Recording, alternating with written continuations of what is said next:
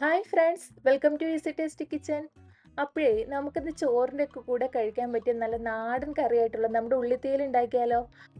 അതിനായിട്ട് ഞാൻ ദാ ഇവിടെ ഒരു ചീനച്ചട്ടി എടുത്തിട്ടുണ്ട്. ഇനി ഇതിലേക്ക് നമുക്ക് ഒരു ടേബിൾ സ്പൂൺ അരി വേണം. അത് ഞാൻ ഇവിടെ നമ്മുടെ ചോറ് വയ്ക്കുന്ന സാധാരണ കുത്തരിയാണ് എടുത്തിരിക്കുന്നത്. അത് ഈ ചീനച്ചട്ടിയിലേക്ക് ഇട്ടിട്ട് നമുക്ക് ജസ്റ്റ് ഒന്ന് വറുത്തെടുക്കാം.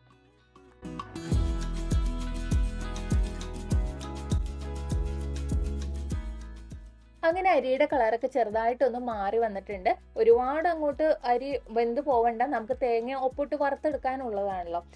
ഇനി നമുക്ക് ഇതിലേക്ക് തേങ്ങ ഇട്ട് കൊടുക്കാം. അപ്പം ഞാൻ ദാ അവിടെ ഒരു ഫുൾ തേങ്ങ എടുത്തിട്ടുണ്ട്. ചെറിയ തേങ്ങ ആയതുകൊണ്ടാണ് ഫുൾ എടുത്തത്. വലിയ തേങ്ങയൊക്കെ ആണെങ്കിൽ ഒരു അരമുറി തേങ്ങ എടുത്താൽ മതിയാവും. അപ്പം നമ്മൾ തേങ്ങ ചിരകുമ്പോൾ ശ്രദ്ധിക്കേണ്ട കാര്യം എന്താണെന്ന് വെച്ച് കഴിഞ്ഞാൽ ഇതിലേക്ക് കൊത്ത് വീഴാതിരിക്കാൻ ശ്രദ്ധിക്കണം കേട്ടോ. തേങ്ങ കൊത്ത് വീണ് കഴിഞ്ഞ് കഴിഞ്ഞാൽ നമുക്ക് തേങ്ങ വറുത്തെടുക്കുമ്പോൾ അതിൻ്റെ വേവിന് വ്യത്യാസം വരും. അപ്പോൾ നമ്മൾ മാക്സിമം തേങ്ങ കൊത്തുകളൊക്കെ ഒഴിവാക്കിയിട്ട് വറുത്തെടുക്കുക. അപ്പോൾ ഇതാ ഞാൻ തേങ്ങയുടെ ഒപ്പം അല്പം വെളിച്ചെണ്ണയും കൂടി ഒഴിച്ചു കൊടുക്കുന്നുണ്ട്. ഇനി ഇത് നന്നായിട്ട് നല്ല ബ്രൗൺ കളർ ആവുന്നത് വരേക്കും നമുക്ക് വറുക്കാം. ഇപ്പോൾ തേങ്ങ നല്ല ബ്രൗൺ കളറായിട്ട് വന്നിട്ടുണ്ട്. അപ്പോൾ ഈ ഒരു കളറായിട്ട് വരുമ്പോഴേക്കും നമുക്ക് ഇതിലേക്കുള്ള പൊടികളൊക്കെ ചേർത്ത് കൊടുക്കാം.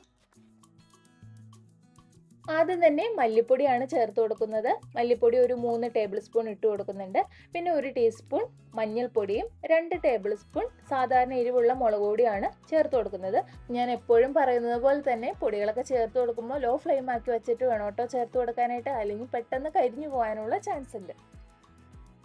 ഇനി പൊടികളുടെ പച്ചമണമൊക്കെ ഒന്ന് മാറി കിടണ വരേക്കും നമുക്ക് നന്നായിട്ടൊന്ന് ഇളക്കി വറുത്തെടുക്കാം കേട്ടോ. അങ്ങനെ തേങ്ങാരപ്പിനുള്ള കൂട്ട് ഇവിടെ റെഡി ആയിട്ടുണ്ട്. അപ്പം നമ്മൾ ഈ ഫ്ലെയിം ഓഫ് ചെയ്തതിന് ശേഷം ഇത് നന്നായിട്ട് തന്നെ ഇളക്കിക്കൊണ്ടിരിക്കണം. കാരണം നമ്മുടെ ചീനച്ചട്ടിയിൽ ചൂട് പിടിച്ച് പെട്ടെന്ന് തന്നെ ഇത് കരിഞ്ഞു പിടിക്കും. അതുകൊണ്ട് ഇത് ഇളക്കിക്കൊണ്ടേ ഇരിക്കുക. പെട്ടെന്ന് തന്നെ വേറൊരു പാത്രത്തിലേക്ക് മാറ്റി കൊടുക്കാം. അടുത്തായിട്ട് നമുക്ക് ഉള്ളിലേക്ക് ഒന്ന് വഴറ്റിയെടുത്താലോ. അതിനായിട്ട് ഇതാ ചീനച്ചട്ടി വെച്ചിട്ടുണ്ട്. അതിലേക്ക് ഞാൻ കുറച്ച് വെളിച്ചെണ്ണ ഒഴിച്ചു കൊടുക്കുന്നുണ്ട് കേട്ടോ. ചൂടായിട്ട് വന്ന വെളിച്ചെണ്ണയിലേക്ക് ഞാൻ 2 ടീസ്പൂൺ കടുക് ഇട്ട് കൊടുത്തു. കടുകൊക്കെ നന്നായിട്ട് പൊട്ടി വന്നപ്പോഴേക്കും വറ്റൽമുളകാണ് ഇട്ട് കൊടുക്കുന്നത്. അപ്പോൾ ഞാൻ 3 വറ്റൽമുളക് എടുത്തിട്ടുണ്ട്. ഇതൊന്ന് വട്ടം മുറിച്ചിട്ട് നമുക്ക് ഇട്ട് കൊടുക്കാം.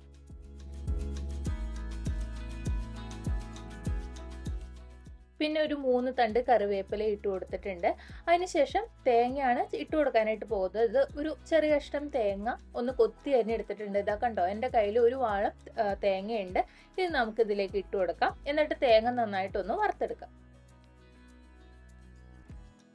അപ്പോൾ ഉള്ളിത്തീയിലൊക്കെ വെക്കുമ്പോൾ ഇതുപോലെ തേങ്ങയൊക്കെ ഒന്ന് കൊത്തി അരിഞ്ഞെടുത്ത് കഴിഞ്ഞാൽ നമുക്ക് ആ കറി കഴിക്കുമ്പോൾ ഇടയ്ക്ക് തേങ്ങയൊക്കെ ഒന്ന് കടിക്കാൻ കിട്ടുമ്പോൾ നല്ലൊരു പ്രത്യേക ടേസ്റ്റാണ് കേട്ടോ. അപ്പോൾ ഇങ്ങനെ ഉള്ളിത്തീയിൽ ഉണ്ടാക്കുമ്പോൾ തേങ്ങ ഇടാത്തവരുണ്ടെങ്കിൽ തീർച്ചയായിട്ടും ഒന്ന് ഇട്ട് നോക്ക്. അപ്പോൾ നല്ലൊരു ടേസ്റ്റ് കിട്ടും.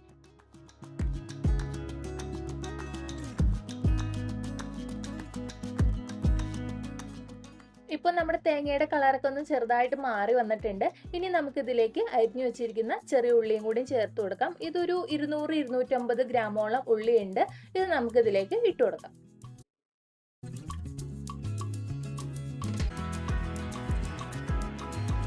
ഇനി ഇതിലേക്ക് ആവശ്യത്തിനുള്ള ഉപ്പും കൂടി ഇട്ട് കൊടുത്തിട്ട് നന്നായിട്ടൊന്ന് ഇളക്കി വഴറ്റിയെടുക്കാം.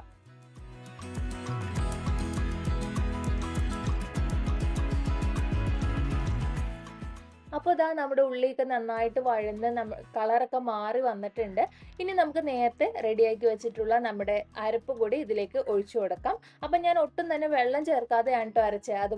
അതുകൊണ്ട് തന്നെ നല്ലതുപോലെ കിട്ടിയിട്ടുണ്ട്.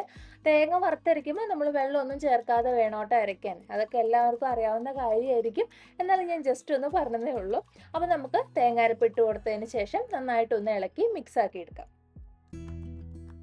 ഇനി നമുക്കിതിലേക്ക് പുളി പിഴിഞ്ഞൊഴിക്കാം. അപ്പം ഞാൻ വാളംപുളിയാണ് എടുത്തിരിക്കുന്നത്. ഒരു നെല്ലിക്ക വലുപ്പത്തിൽ വാളംപുളി എടുത്തിട്ടുണ്ട്. ഇത് നമുക്കിതിലേക്ക് പിഴിഞ്ഞൊഴിച്ചു കൊടുക്കാം. എന്നിട്ട് ഇത് നന്നായിട്ടൊന്ന് ഇളക്കി മിക്സ് ആക്കി എടുക്കാം.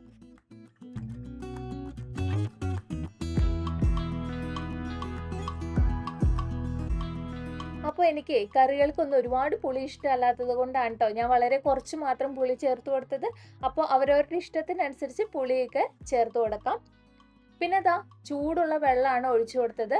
അപ്പോൾ പച്ചവെള്ളം ഒരു കാരണവശാലും നമ്മൾ ഇതിലേക്ക് ഒഴിച്ചു കൊടുക്കരുത്. ചൂടായിട്ടിരിക്കുന്ന ഒരു കറിയിലേക്ക് നമ്മൾ പച്ചവെള്ളം ഒഴിച്ചു കൊടുക്കാതിരിക്കുക. അങ്ങനെ നമ്മുടെ ഉള്ളിത്തേൽ ഇവിടെ ദാ റെഡി ആയിട്ട് വന്നിട്ടുണ്ട് കേട്ടോ. അപ്പോൾ എല്ലാവർക്കും ഈ ഒരു വീഡിയോ ഇഷ്ടമായെന്ന് വിശ്വസിക്കുന്നു. എല്ലാവരും തീർച്ചയായിട്ടും ഇത് ട്രൈ ചെയ്ത് നോക്കണം. അപ്പോൾ അടുത്തൊരു അടിപൊളി വീഡിയോ ആയിട്ട് നമുക്ക് വീണ്ടും കാണാം. Tata, bye bye.